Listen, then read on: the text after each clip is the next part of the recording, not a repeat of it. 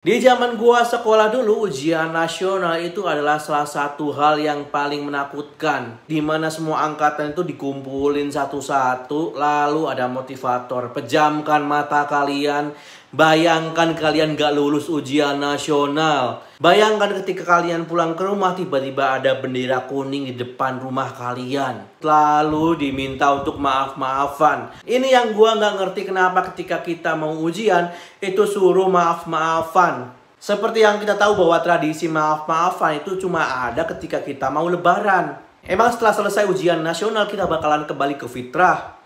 Sekalian aja takbiran dulu, puasa 1 bulan biar nggak setengah-setengah. Dan kali ini kita akan review series yang berhubungan dengan sistem pendidikan yang ada di Indonesia. Seriesnya adalah A+. Video ini mengandung spoiler, jadi kalau kalian nggak suka silahkan tonton dulu seriesnya lalu balik lagi ke sini, oke? Series ini bercerita tentang segerombolan siswa jenius yang ingin menentang sistem ranking di sekolahnya. Karena ranking teratas biaya SPP-nya 0 dan ranking terbawah biaya SPP-nya itu paling mahal. Dengan sistem ini para siswa itu pada stres dan juga memutuskan untuk bunuh diri. Aduh, parah banget. Kita mulai dari hal yang paling gua suka. Yang pertama adalah color grading. Di series ini sebagian besar itu memakai color grading teal and orange. Dimana color grading ini sering digunakan oleh para kreator-kreator sinematik dan emang bagus. Jadi warna tiap kelas, lorong sekolah, kantin, dan juga rumah itu berasa sangat sinematik dan juga keren. Dengan penggunaan color grading ini seriesnya itu berasa kayak naik level, nggak kayak FTV atau sinetron. Yang kedua adalah dari segi story, ini sangatlah menarik. Biasanya film atau series yang settingnya di sekolah itu kebanyakan berhubungan dengan cinta-cintaan mulu. Beda dengan series ini, latar belakang yang diambil adalah tentang sistem pendidikan di Indonesia dan juga tentang keluarga. Ya emang ada cinta-cintaan tapi porsinya itu ya cuma dikit. Konfliknya itu juga sangat bagus, di mana mereka itu nggak semudah itu untuk mengalahkan para guru-guru. Dari awal mereka itu udah menyusun rencana matang-matang dan jenius-jenius rencananya. Tapi selalu dipatahkan oleh guru dan juga kepala sekolah. Disinilah yang paling seru, di mana gurunya ternyata lebih pinter, bisa baca pikiran murid-muridnya itu bakalan berpikir ke arah mana, bisa memprediksi. Aduh gila, mantep banget. Sampai gua berpikir ini harus pakai cara apa lagi kok rencananya itu bisa dibaca mulu.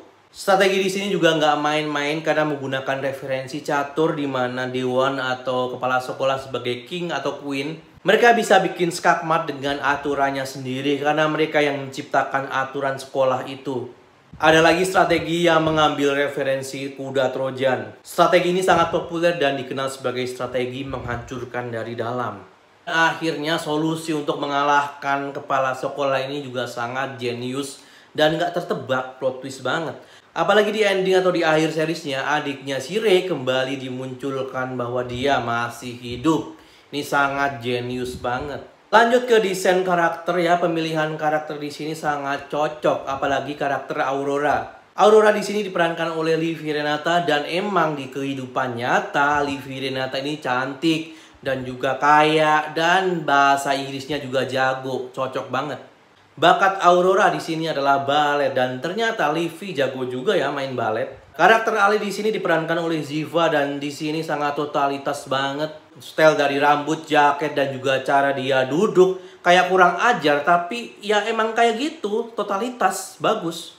Lanjut ke karakter Kenan, di sini dia itu jago kimia dan juga jago basket dan dimanfaatkan betul. Di sini dia bisa menciptakan alat peledak dengan bahan kimia dan bakatnya basket yang sering nembak 3 point bisa digunakan dengan melempar CCTV. Satu lagi yang bikin gua suka di sini adalah pinternya itu nggak cuma tempelan. Ada scene di mana mereka itu berdebat dan juga diberi pertanyaan soal pelajaran kimia dan juga pelajaran biologi.